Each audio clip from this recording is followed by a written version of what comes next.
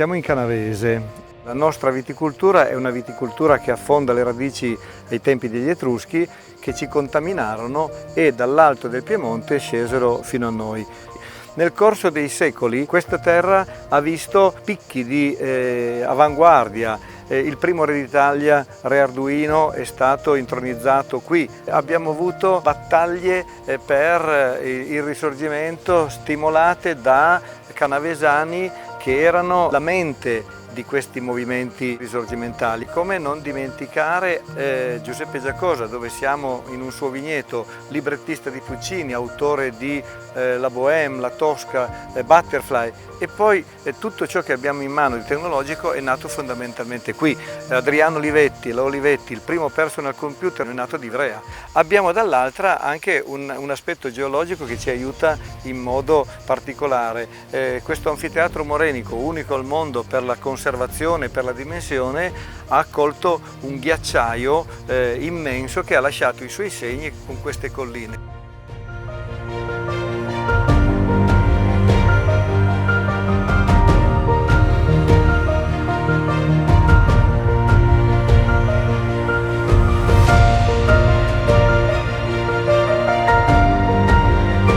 Se dovessimo raccontare il nostro territorio in un libro di 2000 pagine, 1990 parlerebbero di vino.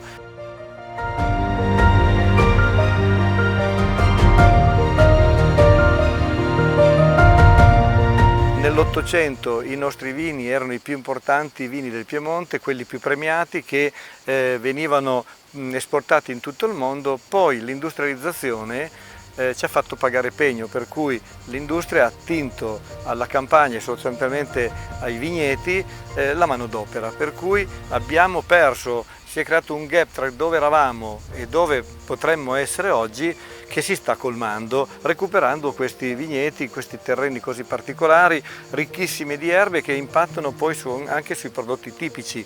I formaggi della valle appena qua dietro, una valle ricchissima di biodiversità e quindi erbe particolari che danno un profumo particolare ai formaggi, così come la cucina.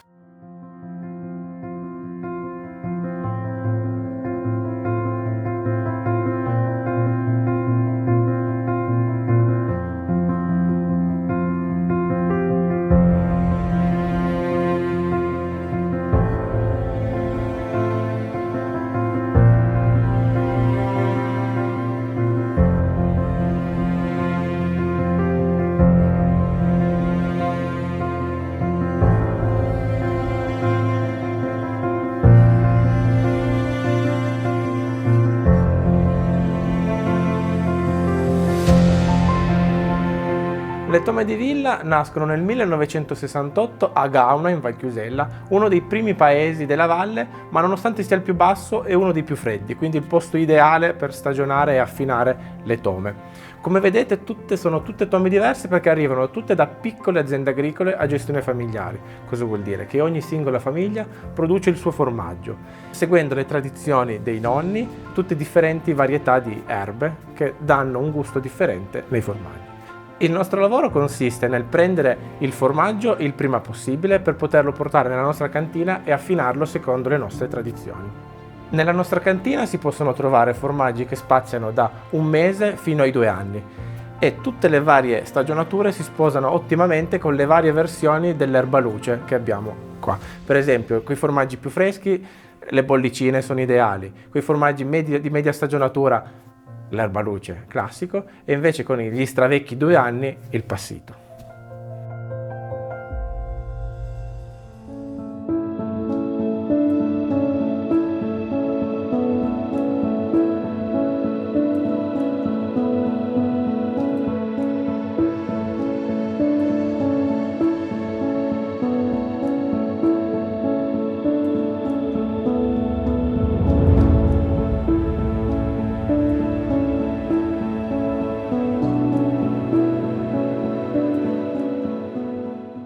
Sono Mariangela Susica, ho il ristorante De Gardegna dal 1977, quindi sono 43 anni che gestisco questo locale. Da 30 anni sono chef del mio ristorante, da più di 20 anni, oltre ad avere la stella Michelin, me l'hanno conferita nel 2000, raccolgo erbe selvatiche in montagna nell'Anfiteatro Morenico e in Val Chiusella. La mia filosofia di cucina è un piatto che può essere sabaudo, piemontese, di cucina piemontese, e poi una cucina d'erbe, una cucina d'ortaggi, quindi molto green. Stella Verde per noi è stata una grande soddisfazione perché ha coronato a 360 gradi il nostro lavoro che già facciamo da tanti anni. Quindi le erbe selvatiche, la creazione di piatti nuovi con le erbe. Facciamo piatti, ad esempio in questo momento ci sono degli spaghettini all'aglio ursino con della seppia e un carbone di pane, le lumache sempre con l'aglio ursino, un riso con un formaggio di capra, le fragoline di bosco e le gemme d'abete. La stagione delle erbe è molto, è molto corta, inizia a marzo, certe erbe a fine aprile non ci sono già più, bisogna o salire in montagna, in effetti salgo a 2000 metri a raccoglierle, e poi per l'autunno ci sono i piccoli frutti, ci sono altre possibilità, diciamo. Produciamo carote colorate, radici dimenticate, frutti, piccoli frutti.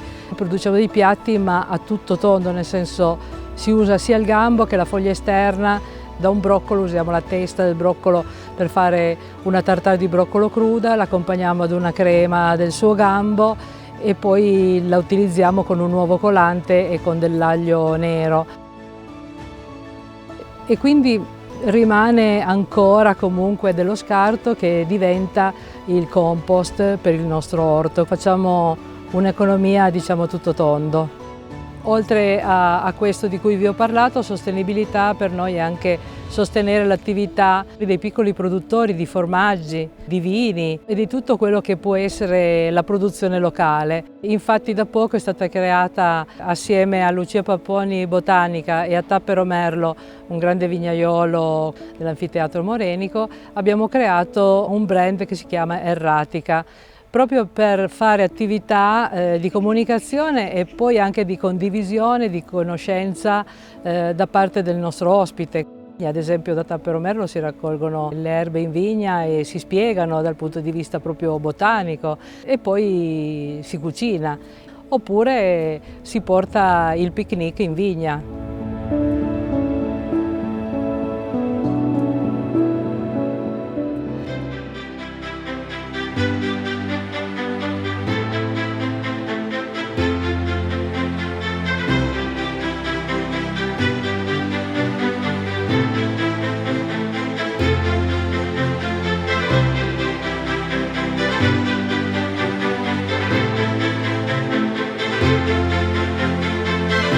Il vitigno dell'Erbaluce è un vitigno un po' particolare. C'è la possibilità sicuramente di scegliere le uve più mature da destinare alla versione bianco secco e c'è la possibilità di avere delle uve, anche se a piena maturazione, comunque coperte e che sono state protette dalle foglie e che quindi sono uve da dedicare alla base spumante e alla vinificazione di spumante.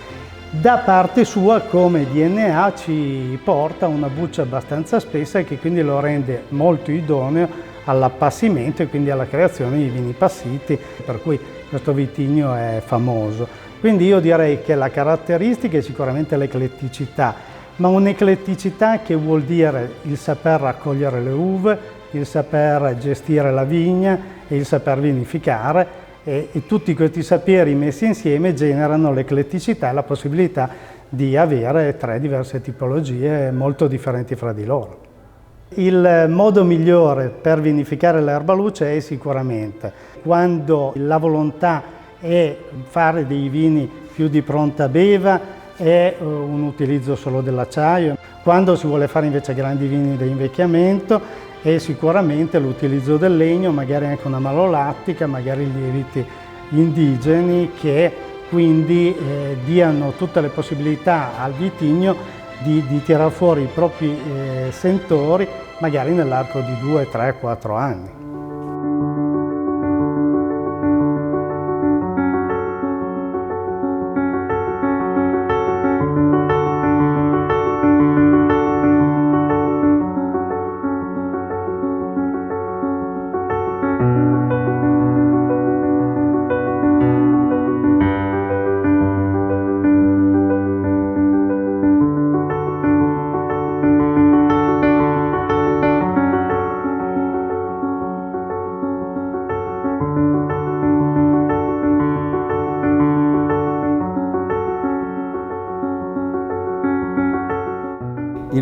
mondo del vino, il business del vino, il business del territorio è un business di relazioni, cioè non si può pensare al mondo del vino senza pensare alle relazioni. Per quanto mi riguarda, il mio business è sempre stato basato sulla condivisione. Arrivo da un mondo della tecnologia nella quale credevo molto e credevo al mondo in qualche modo dell'open source, quindi dove la somma dei saperi faceva sì che si raggiungessero prima gli obiettivi. Quindi le mie relazioni nascono dal fatto che mi sono sempre posto per carattere a fianco degli altri, mai davanti agli altri. Più la rete è fitta, più intercetti consensi, intercetti persone e più i risultati che avrai saranno risultati che ti appagheranno per visibilità, per identificabilità, per qualità delle cose che fai, perché confrontandoti non puoi che migliorare. Ecco. L'idea del wine tracking nasce dal fatto che oggi produrre vini naturali, vini biologici, va al di là di qualunque tipo di certificazione. Ho raggiunto la certificazione biologica, ma per me non è la certificazione che mi garantisce che ho lavorato bene, ma è una filosofia di vita che tu hai. Volevo andare al di là di questo confine, volevo che le persone capissero che il vino nasce in vigna, quindi tutta l'attività che verrà fatta in vigna è finalizzata a ottenere un frutto che spremuto mi darà quel vino. Però se io non mi avvicino alla vigna, se non vedo come la vigna viene condotta, se non esploro ciò che circonda la vigna, se non capisco i suoli, se non capisco la natura che circonda proprio la vigna, fatta di erbe spontanee, fatta di animali, fatta di tutto quanto, io non capirò mai quel vino.